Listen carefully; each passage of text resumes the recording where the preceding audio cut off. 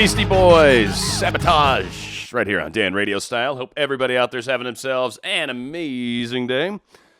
Subliminal programming, brainwashing, huh? Kind of a little bit different topic than what we typically talk about. There's good applications, there's bad applications for this, so thought I would kind of give a quick skinny, certainly talk about some of the good things, barely talk about some of the bad things, because I really don't want to get too terribly much into that, and the focus is really on how can we use these types of techniques to kind of really help ourselves, to benefit ourselves. And I think a lot of you guys have probably heard some of this, passed along in different teachings.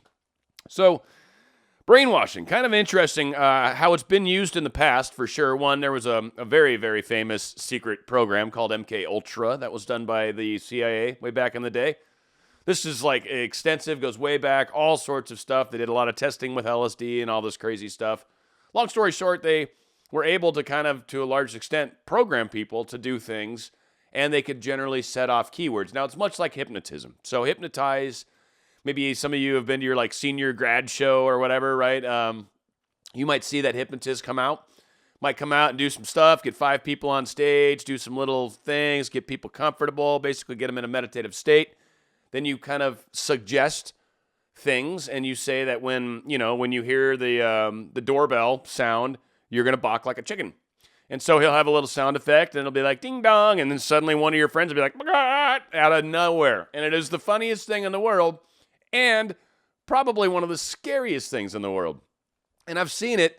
I've seen friends of mine that I knew very, very well that were definitely not behaving normally, and were certainly doing some very strange things.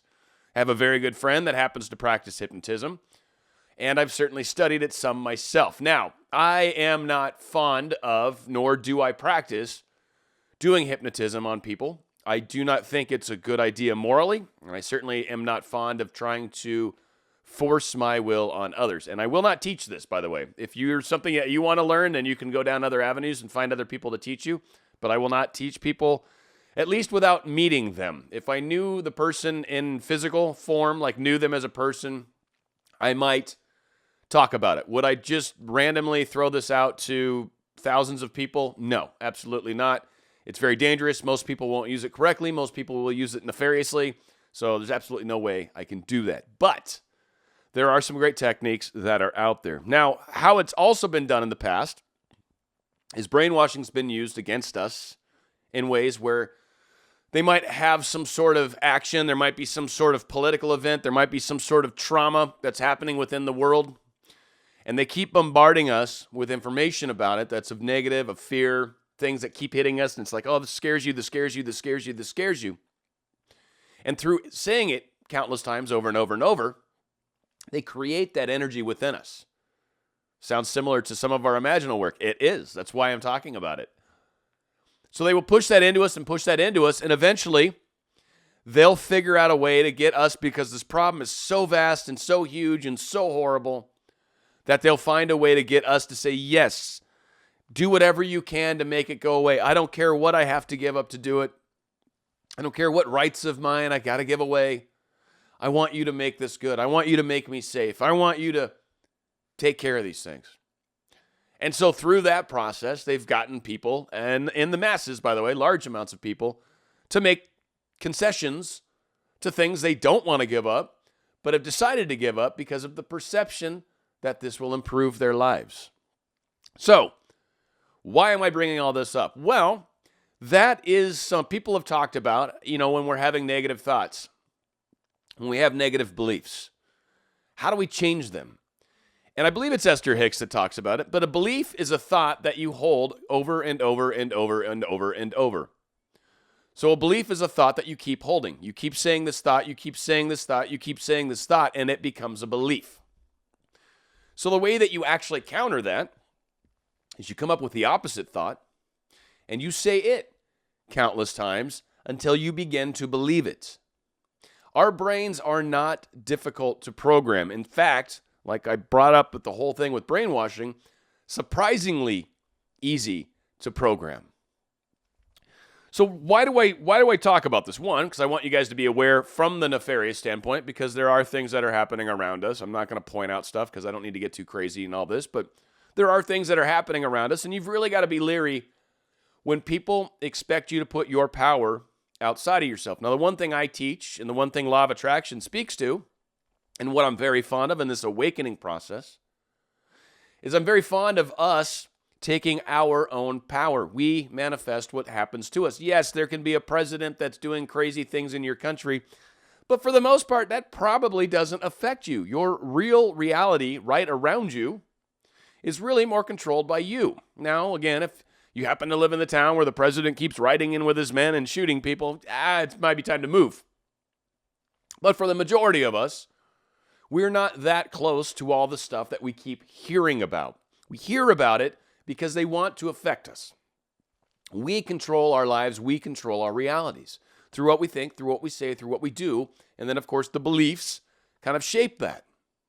And certainly desire, I talked about on a recent show, helps kind of burn through some of that too.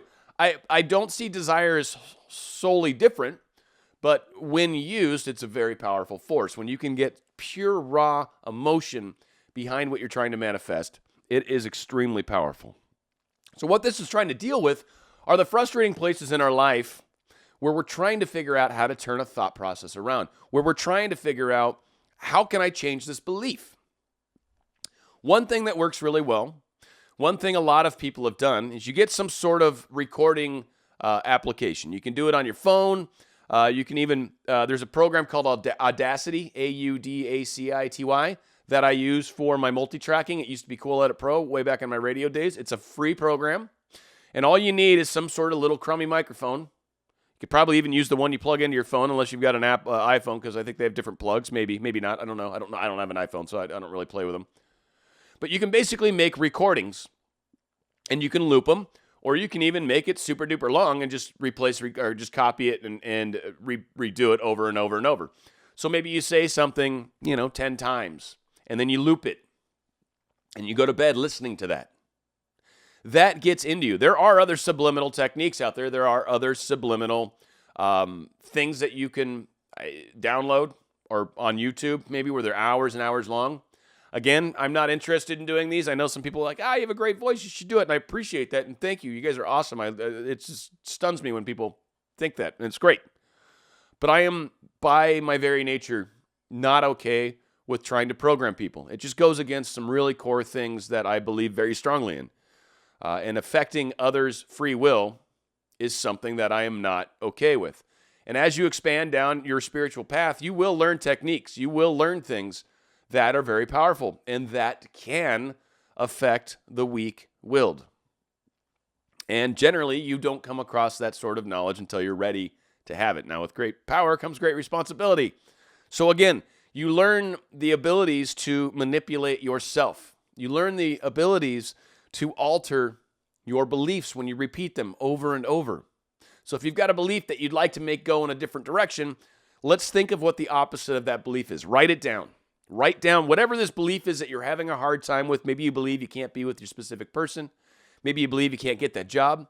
Maybe you believe you're going to have a hard time getting that extra $1,000 raise that you're trying to get. Whatever it is that you find yourself believing the opposite or believing what you can't do, well, let's talk about believing that you can do it. So if it's in the case of maybe making an extra $1,000, I believe that I will be making an extra $1,000. I believe I will be getting a raise soon that will help push me over this additional $1,000 mark. Or I believe that so-and-so and I will be together. I believe that we are coming together, that things are solidifying between us, that we've got progress that's being made right now. I believe that we are definitely heading in the right direction together, where our lives can be together. When you talk through these beliefs, and even in a slightly long-winded fashion like that, you start to create a fun little audio file that you can listen to over and over. You can even just play it in the background while you're awake, just hearing it, your brain picking it up, your brain hearing it over and over. And certainly if you do it inside your own mind, even out loud, maybe you're alone at home and you talk to yourself. Shh, don't tell people you do it. They'll think you're crazy. But when you do it, you hear that own sound. You hear it echo in your voice. You hear the words. So you're using a number of senses to really imprint this new reality into your psyche. And by doing that, it opens up your beliefs, it opens up your possibilities, it opens up your mind to what can be, rather than what you keep focusing on can't be. And that is how we turn these things around. That is how we make these changes. That is how we make a difference. And again, these techniques, they've been studying them since like the 50s, probably before that even, really probably going back to World War II, because I've heard a lot of crazy stuff that Hitler was involved in and some of these camps, some of the studies they were doing, pretty horrible. So again, for a long time, they've learned how to program us. They've learned how to cause situations to spark an emotion and then a fear, and then through that, beating it into us, and then us finally saying, I want this fear to stop. Remember, you control your fear. You control where you're going to be and when you're going to be there. And when you believe and say to yourself, and again, a belief is just a thought we say over and over and over. When you believe that you're going to be okay, that you're always in the right place at the right time, when that crazy thing's going to happen in your town, it's the day you went to the market somewhere else, or that's the day you were staying with your grandmother, or that's the day you traveled to another city and weren't home when that crazy thing happened by your house. We control our lives. The power is within us. Take control of that. Own it. Run with it. Be it. Things that you have difficulty believing, turn those things around. Turn them around by stating the opposite many, many times, countless times. Then record it. Listen to it while you're sleeping. Listen to it throughout the day. Write yourself little notes that you see on the mirror in your bathroom maybe. See these things constantly. Send yourself emails just so it pops up and you're like, that's right. I am this. I am doing this. This is great. Because that's all a belief is. It's a thought that you've held multiple times until you basically believe it, until it becomes real to you. So you change that by creating a new belief and talking about it over and over and over and over and over. You might ask, how long do I keep doing it? You keep doing it until that is actually what you believe. Maybe it takes a week, maybe it takes a day, maybe it takes a year. Depends on how ingrained the belief is that you're trying to change. But again, a belief is only thoughts that you think over and over. It's not real. It's not any more real than this other belief we're going to give you. That belief is also not necessarily real. But what you believe is what you tend to create. So it becomes real. It isn't anything until it becomes that, right? So this is a way to kind of help turn those things that limit us into things that expand us, things that open us. And when you've done that, when you're able to do that, you start to take control of your life. Grab the bull by the horns, they say. Wrong analogy by the hand gesture, but you start to take your own power back. And when you do that, you are unstoppable. You are an unstoppable manifesting machine. And every one of us has that ability. Every one of us can do this. So don't let somebody tell you otherwise. That's their belief. What's your belief? What's in your wallet, as they say, right?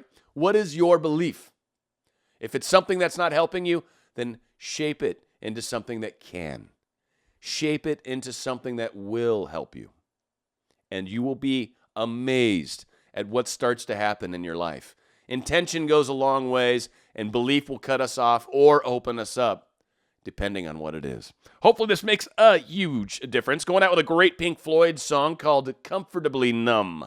It's right here on Dan Radio Style.